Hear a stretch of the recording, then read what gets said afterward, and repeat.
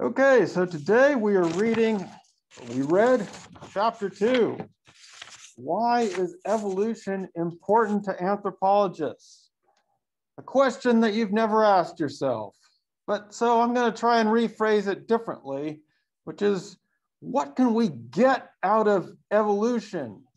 What is it that we can do, or that evolution can do for us that will help us to understand life and human life? And my overarching message to you is going to be that evolution is actually fundamentally based on life's diversity, what we will come to see as variational evolution. The diversity and variation are fundamental to evolution and to the life process itself. And so evolution gives us a sense of our need for this kind of diversity, and also that life is constantly in process, is constantly in a state of flux, in a state of change. It is constantly on the move. That is what evolution is all about, change over time.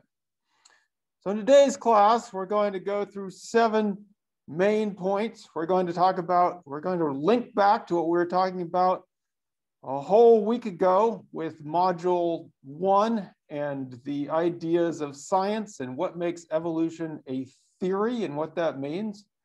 And then we'll rewind. We'll rewind to things that people in the European world were thinking about, ideas that they had before evolution. We'll talk about transformational evolution, variational evolution, how the modern evolutionary synthesis came about, and why many of us believe that there is a time now for an extended evolutionary synthesis. And then we'll finally, at the very end, wrap back to the great chain of being in an attempt to say goodbye to the great chain of being, or in French, adieu, adios, I don't know. Some sort of way of acknowledging how wonderful and beautiful it was to have a great chain of being, but to let it go, to let it stop governing the ways we think about the world and live our lives. In some ways, it's dangerous for us to continue to have the ideas of the great chain of being, or at least it puts us in a number of dead-end searches, evolutionarily speaking. But it's going to take a while to say that goodbye, as goodbyes are often very difficult to do. So we'll come back to that at the very end of the class.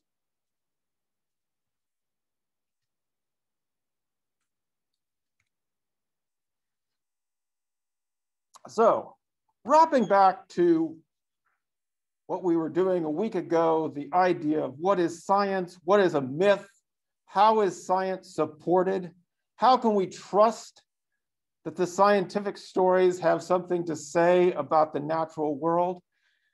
As I mentioned in the last class, a lot of people have said, well, evolution is just a theory. It's the theory of evolution. And we want to say, yes, it is a theory.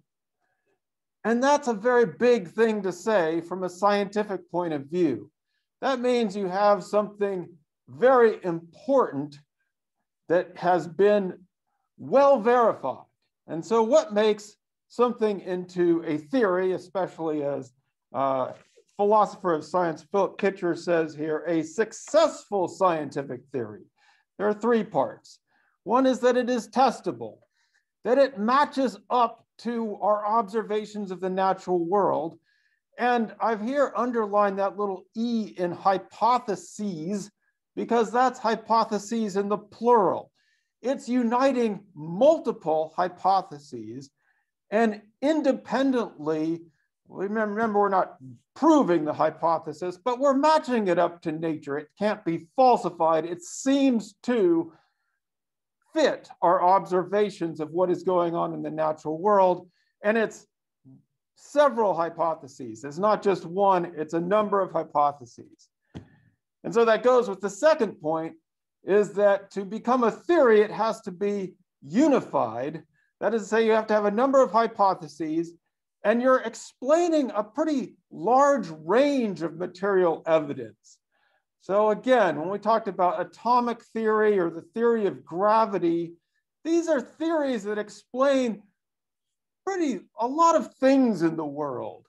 They match on to a lot of things that we can explain through these relatively, perhaps simple theories, but they cover a wide scope. And then the third aspect is that it is fruitful. That is to say, it is not simply an idea which someone has had, and then it explains something, and then there's nothing else to say anymore. If you want to have a successful scientific theory, it means that it's going to open up new ideas. And so they're always developing new possibilities, maybe modifying a hypothesis, testing out something else. And the theory of evolution has been enormously productive or fruitful.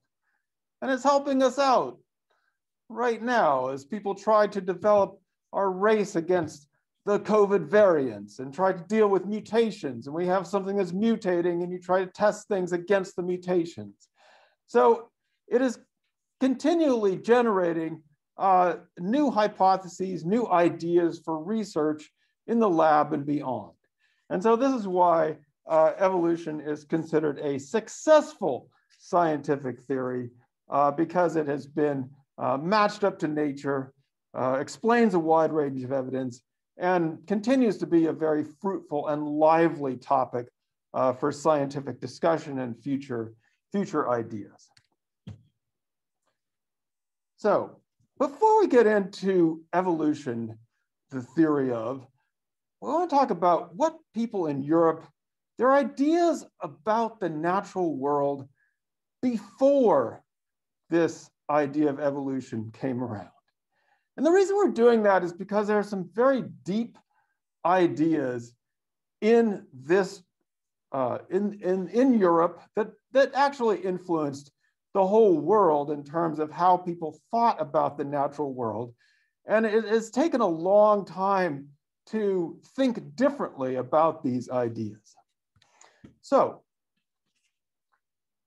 what was developing in Europe in, say, the 17th century, so around the 1600s, the 18th century, and the 1700s, up into the 19th century and the 1800s, was a combination of things that were coming from biblical texts, the Judeo-Christian tradition, and also from Greek philosophy. So people were looking at some of the Aristotle and Plato, some of the Greeks, and kind of trying to synthesize or combine them. It's interesting because the Greeks' idea of the world was that the world was everlasting, that it had always been there and that it would always be there, that it simply existed forever and ever.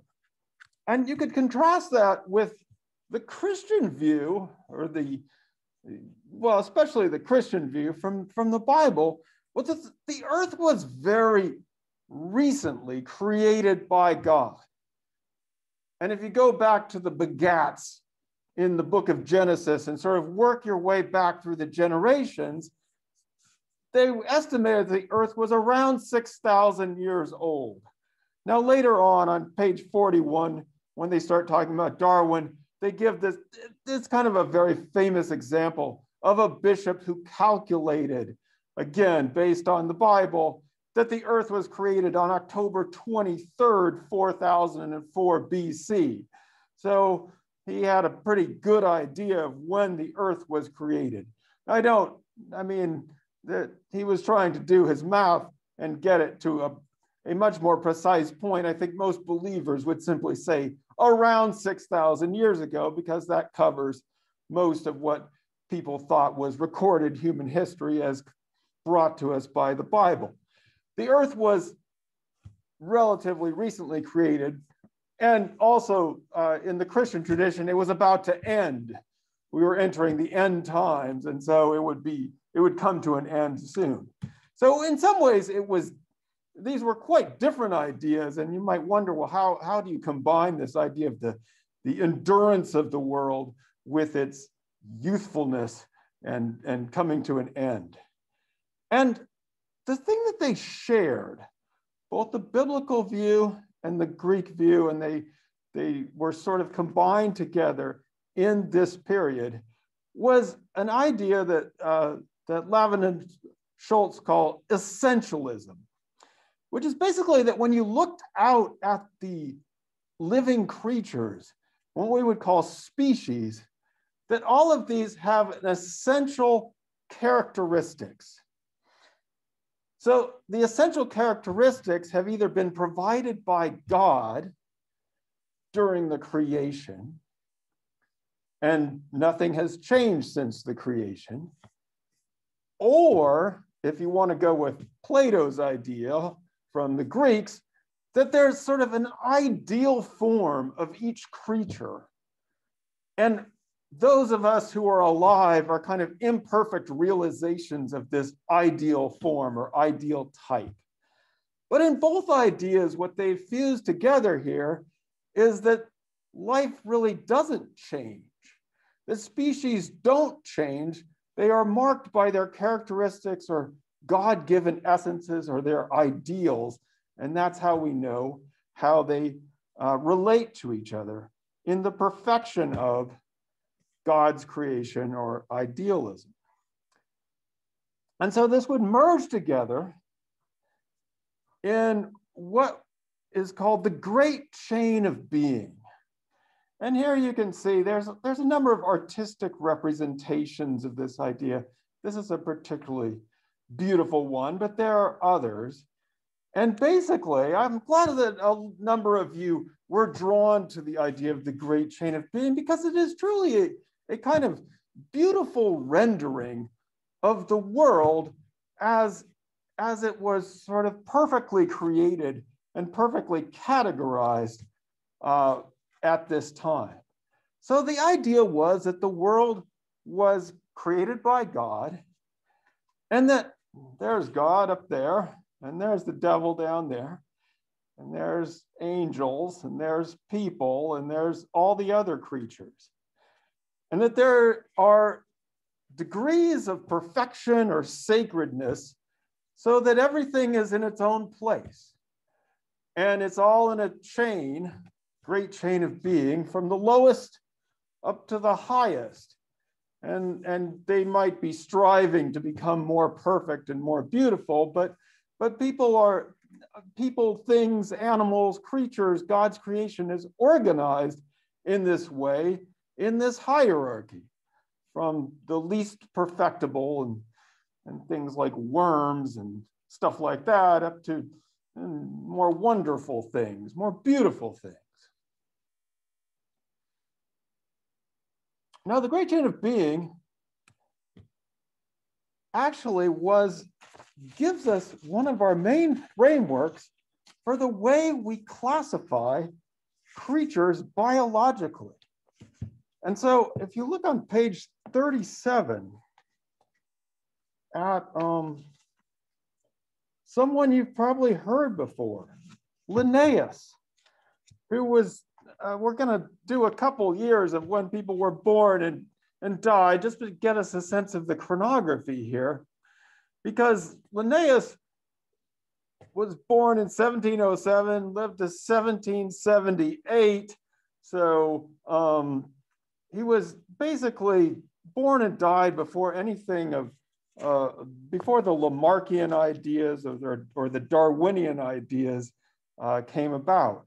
And as Lavin and Schultz say, Linnaeus was operating within the framework of the great chain of being. He was a firm creationist, and he was what he believed he was documenting with the kingdom, phylum, genus, especially the genus approach, is the perfection of God's creation.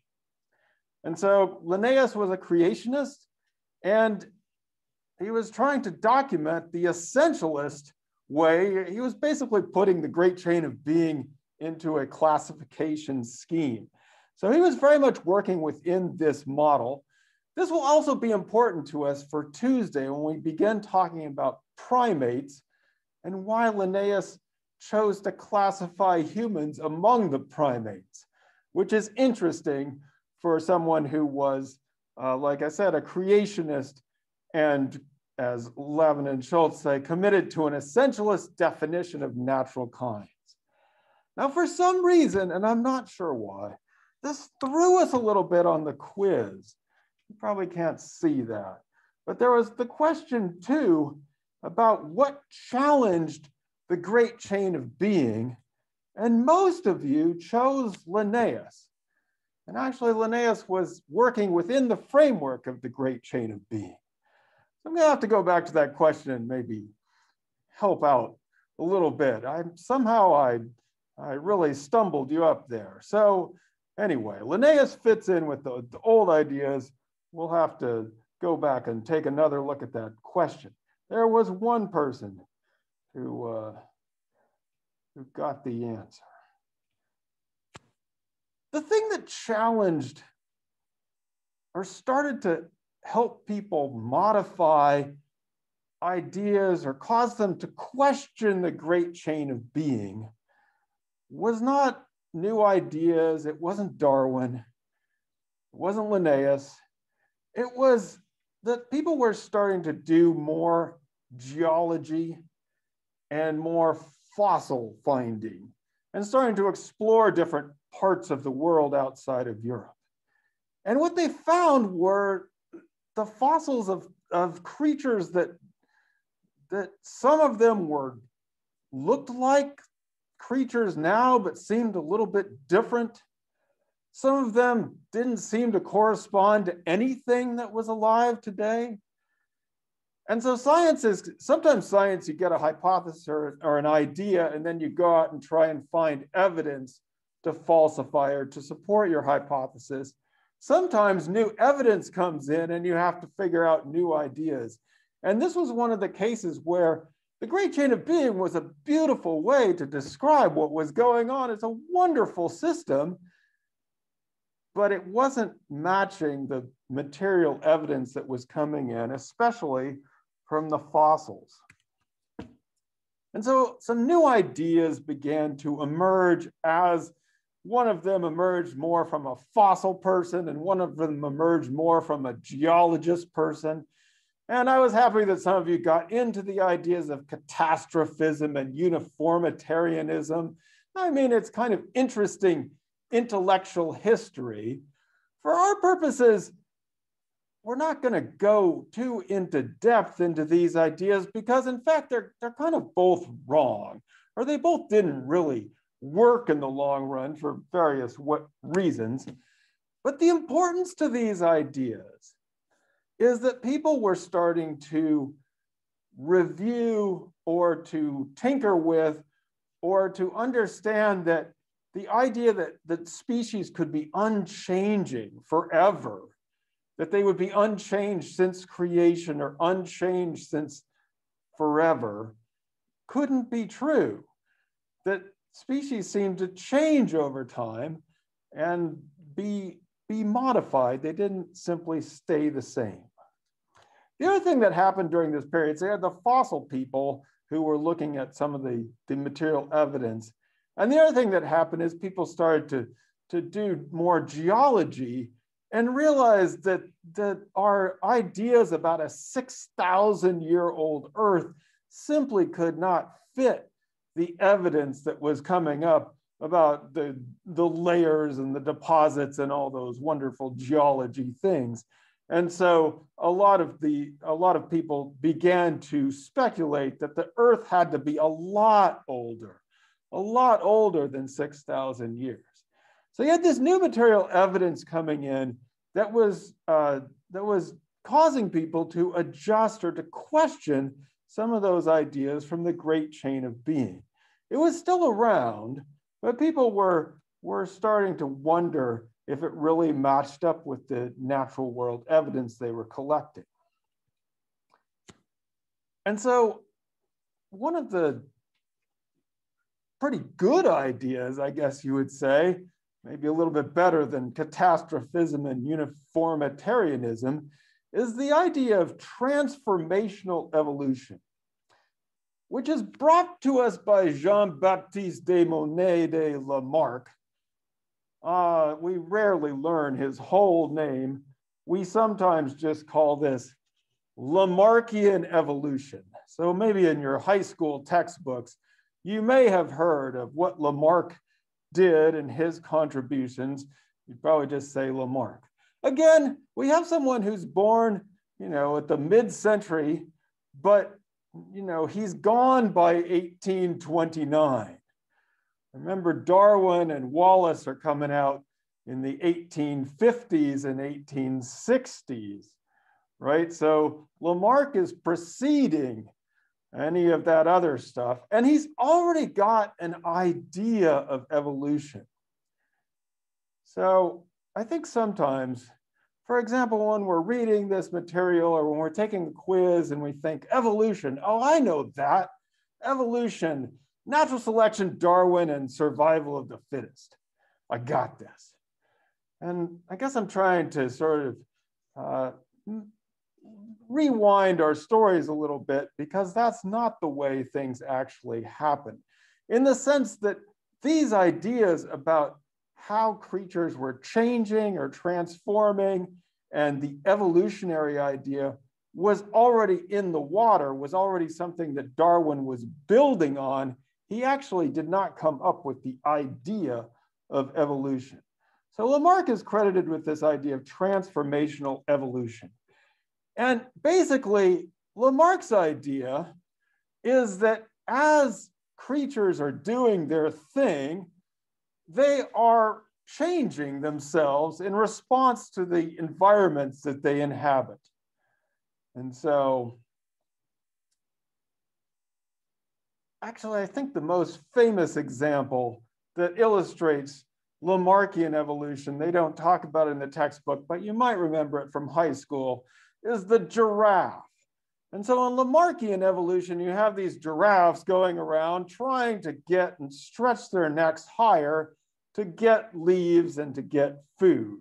And so this would be a case of organisms directly transforming themselves as their environments changed. The second part of transformational evolution for Lamarck, and this is why we don't really do Lamarck anymore in biology classes, is that his idea was that once you acquired those characteristics, if you could stretch your neck from a giraffe, you could pass down the stretched neck to your offspring. So that if you became a good piano player in your life, you could pass that down sort of biologically to your descendants.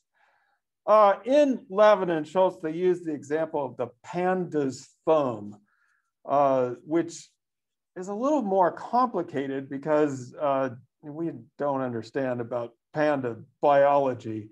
That's why I like the giraffe one. So in Lamarckian terms, it's that the giraffes that tried to stretch their necks the most would be able to pass down those stretched necks to their offspring. The idea of inherited or acquired characteristics, that you could inherit those things that had been acquired during your lifetime. Again, it was an important idea. Glad a lot of you were interested in Lamarckian evolution or transformational evolution. It isn't what we know of today as variational evolution. And so what happened is that, like I said, this idea of evolution was already around. But people didn't really know how to explain it. They couldn't figure out how it was that these species, these creatures, were changing. And so the idea of variational evolution, or the idea of natural selection, we'll get there, was actually developed independently by two different people. One of them we know, Charles Darwin. Again, look at the birth and years there. And then the other one we haven't heard that much about for several reasons. Your text, Lavin and Schultz say that it's because of Darwin's increased research, which was true. He was a better writer and had accumulated more evidence. Alfred Russel Wallace. And what happened is that Darwin actually spent a long time doing his research and thinking about this, and he was afraid to publish it. He was afraid that his ideas were a bit too out there, that they wouldn't be accepted, that he would get in trouble, basically. And so he collected a lot of evidence and he'd done a lot of writing, but he didn't want to publish it. There's various stories about Alfred Russel Wallace.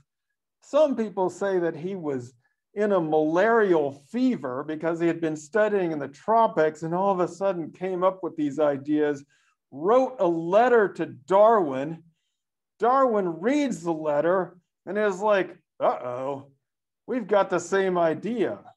Better get out there and publish it. And so they actually did present their first paper on natural selection, was presented together at the same time. Like we know, Darwin became more famous and associated with evolution. But both of them were observing species in the natural world over different timescales and over different geographical spaces.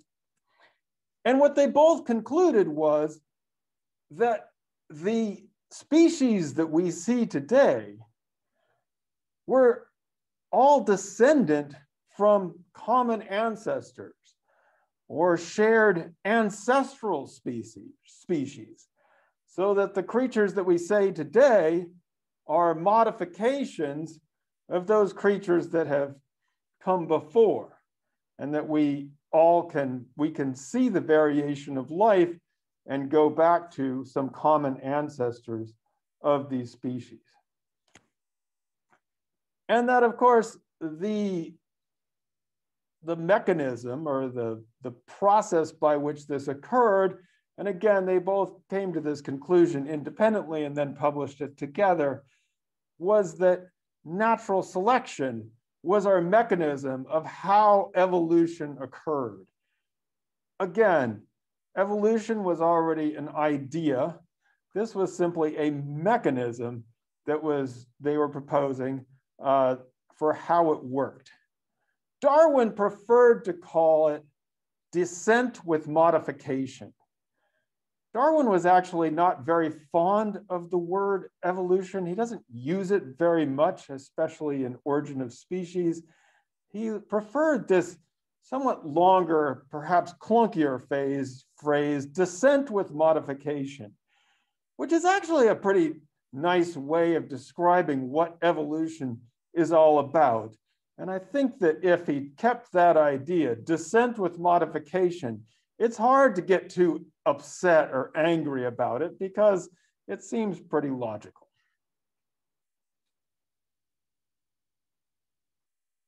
Crucially,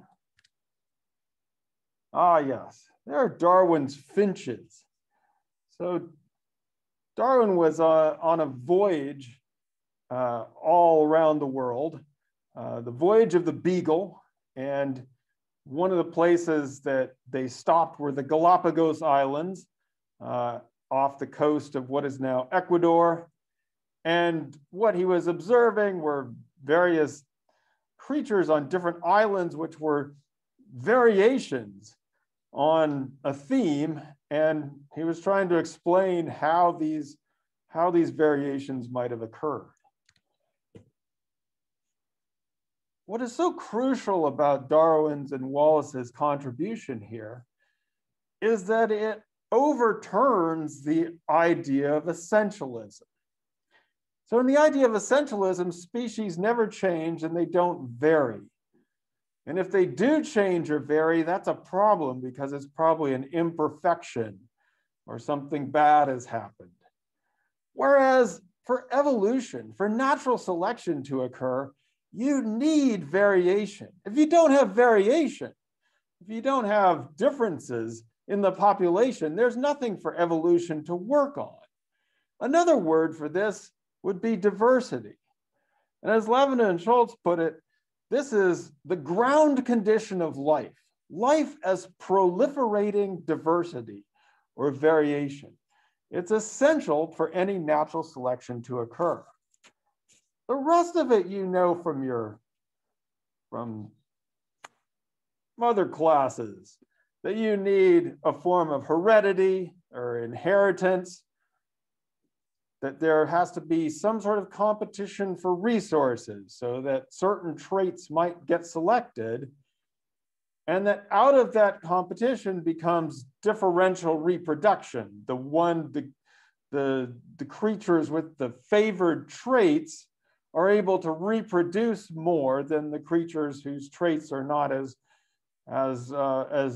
good for that environment. So if we go back to our giraffes, we would say that there would be natural diversity or variation in giraffe neck length, and that there would be some sort of selection process so that the giraffes with longer necks would be more successfully able to reproduce, perhaps because of their access to resources. Although I will say that if you look up the giraffe story, it is an extremely complex story. It's not simply as that they were stretching because the leaves were getting higher. It's more complicated than that. But that's the basic idea, is that you have diversity or variation, which gets inherited, and then there is a differential reproduction process. So crucially here, and I love that one of you got this, this wonderful quote on page 41, Charles Darwin's theory of evolution was possible only because he was able to think about species in a new way. Thus, Darwin turned the essentialist definition of species on its head. So instead of having species defined by their essences, we now need variation and diversity in order for evolution to proceed and carry on as it is. All right. I think I want to pause there. Any questions so far?